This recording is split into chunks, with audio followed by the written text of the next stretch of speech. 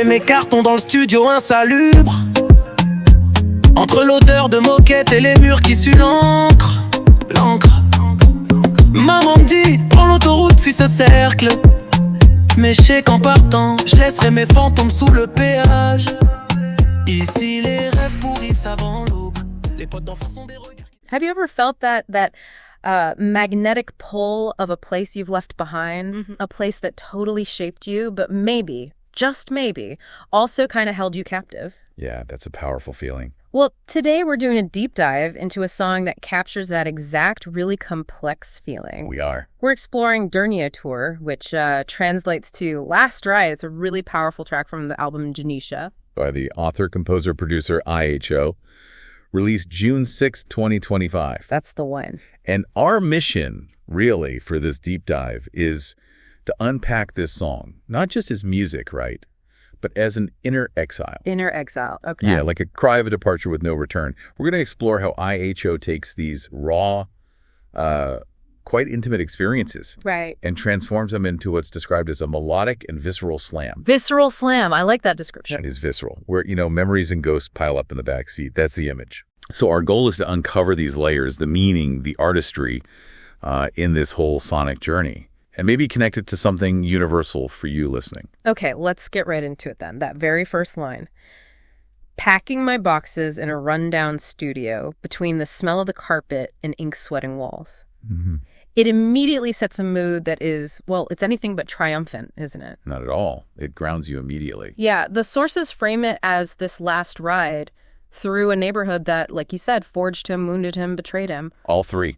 It's complex. A place where hope was often mistaken for mere survival. That just paints such a vivid, almost melancholic picture right away. What strikes you about that opening? Well, it's that grounding, like I said. Packing boxes, but in a rundown studio. The smell of the carpet, the ink-sweating walls. It's so sensory. It really is. It tells you straight off this isn't a story about winning, maybe more about enduring, surviving. Surviving, yeah. And then you get this chorus, which is so unique. Described as half pigeon, half prophetic. Half pigeon. Okay, break that down. Right. So it's this coded farewell. Let me read it out and translate a bit. I do my last cruise for diehood. Okay. That's basically Nigerian pidgin English for I'm taking my last ride through the neighborhood. Got it. Shop fronts Don Scatter, benched him Don Wood. So things are falling apart, decay. Exactly. Broken storefronts, splintered wooden benches, a real sense of decline. And then the kicker. Go see my face by summer, but I go pack the pain and hope for my bumper. Wow. Packing the pain and hope. Yeah. You won't see me here come summer, but I'm taking it all with me, the good and the bad. It's powerful. It really is. And when you connect this, IHO is really speaking for, well, maybe a whole generation. How so? We're leaving. Leaving is sometimes the only privilege they have. It's like this radical act of self-preservation. The only privilege. That hits hard. It does. But forgetting what they left behind, that stays impossible. Packed in the bumper, right? Right. Packed in the bumper. That line about leaving being sometimes the only privilege, it really does strike me. What do you think that says about the bigger picture IHO's painting? Is this just his community or is it something more universal maybe? That's a great question. I think while it's definitely rooted in his specific experience, his world, it absolutely taps into something universal. This idea that leaving isn't always about chasing something better. Sometimes it's about escaping something worse. Right. Escaping suffering. Exactly. It reframes leaving. It's not abandonment. It's maybe the only way to save yourself when the other doors are closed. A radical act, like you said. Yeah. And the verses. They just carry so much weight. They're described as loaded with silence, faded memories, unspoken traumas. Violence and trauma. Heavy combination. It is. You hear lines like, the park where I smoked my first cigarette. Remember that feeling? Yeah. Now it's all drones, no kids, just cops screaming, stop! Oh, wow. The change. The painful changes right Yeah. there. Just laid bare. It's so vivid, you can almost, see it. You really can. And it's that raw personal clarity that just, it cuts through. There's another line, incredibly stark. Don't want him to see my hands shake like my father before the overdose. That one's tough. It reveals such deep, intimate pain. Vulnerability. How does he manage that? Conveying such personal history without it feeling, I don't know, exploitative or overly dramatic. That's the artistry, isn't it? IHO in this song, he feels like he's walking between two worlds. How do you mean? Like this devastated past on one side and this really uncertain future on the other. And he manages to sing about failure with grandeur and escape with dignity. Grandeur and failure, dignity and escape. That's an interesting way to put it. It's unusual, right, to find grace right there in the middle of such pain. Yeah. But I think he does it through this, like, clear-eyed honesty, almost journalistic. Okay. But mixed with poetic distance. He's not telling you how to feel. He's just presenting the truth of his experience, and you feel the weight of it yourself. Yeah, that makes sense. Okay, so beyond these incredibly vivid lyrics, let's talk about the sound itself. Because the music here, it's not just background noise, is it? Not at all. It's crucial. It feels like an equal character in this story. The sources call it minimalist, percussive, almost ritualistic, yet it carries this incredible breath of liberation.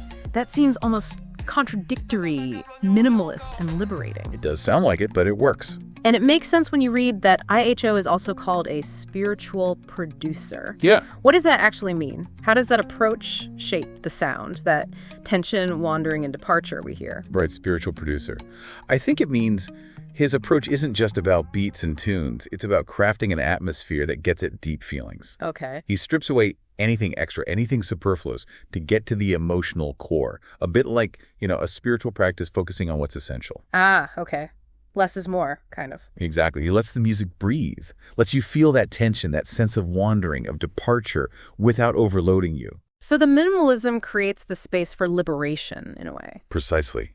And what really stands out is how IHO creates these sound postcards of urban memory. Sound postcards, I like that. Yeah, turning narrow alleys into poetic territories, speaking to broken hearts without judgment. He's described as a poet of pavement, giving voice to silent street benches. Poet of pavement, wow. That stripping down of the music, it really lets that poetic core just shine. He also has this author-filmmaker quality they mention, capturing scenes like cinematic long takes. Very visual. I mean, think about this line.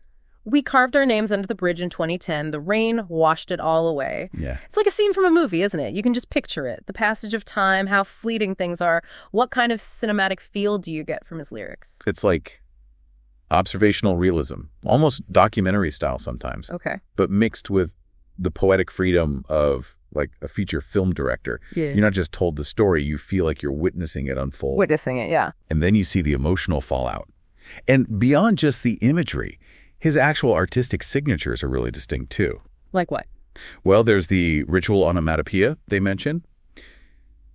Specifically, minle, minle, kokuninanan. Right, that chant. It's not just random sounds. It feels like a ceremony, almost. Like ancestral drums echoing under all that memory. Adds a whole other layer. Grounding, maybe? Grounding, yeah, almost trance-like. It connects the very personal story to something bigger, older. And stepping back, it's all part of this bigger picture, right? This fusion of raw French, Nigerian pidgin, and spoken word. Exactly. It forges what the source calls a unique post-urban Afro-spiritual style. It sounds so specific to him, but also feels relevant globally. Absolutely. It's authentic to his roots, but speaks beyond them.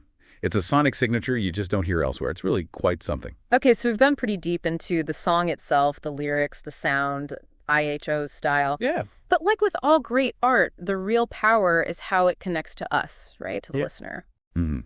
That's where it really lands. So let's shift focus a bit. Why should you listening care about this last ride? How might it mirror your own experiences? Well, I think listening to Last Ride, it really allows you to maybe see parts of your own past reflected back. How so? In this raw and honest sonic mirror.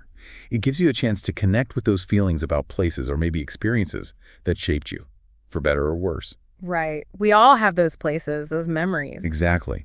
And the song delivers this incredibly powerful message that sometimes leaving is saving and memory stronger than walls. Leaving is saving, memory stronger than walls. That's not just poetic, is it? It feels like a deep psychological truth. It really does. It challenges that idea that escaping means you have to forget everything. Right. Like you can't forget. It's packed in the bumper. Precisely.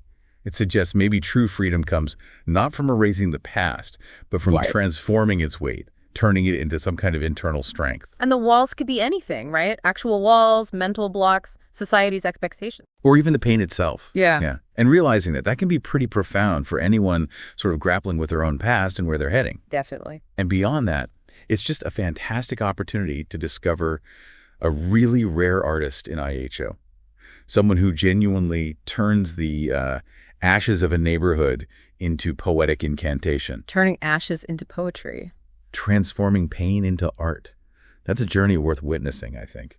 And this song, Last Ride, it's positioned specifically, isn't it, as the final stop on the album GENESIA's journey. That's right. Right before, well, the miracle or the escape, as the notes put it. So it's the culmination, the point right before the big shift. It feels like it. It sets the stage for whatever comes next. So we've taken quite an emotional and artistic journey, really, through IHO's Dernier Tour, this last ride. We certainly have. It's pretty incredible how he transforms such personal pain and the raw, sometimes gritty memory of a place into something that feels so universal, something you can almost feel in your bones. He really does bridge that gap between the intensely personal and the universally resonant. Yeah. And maybe, as you reflect on IHO's last ride, this departure that so clearly carries its past with it, it leaves you with a question. Okay. What does it mean for you, personally, to truly leave a part of your history behind? Is that even possible? Yeah. Can a departure ever really be without return if those memories, those ghosts, are still packed in your own metaphorical bumper? Mille kaka, minon. Ta kape nyon ko, to. I dey do my last cruise for the hood. Shop France dans Qatar bench, them down wood.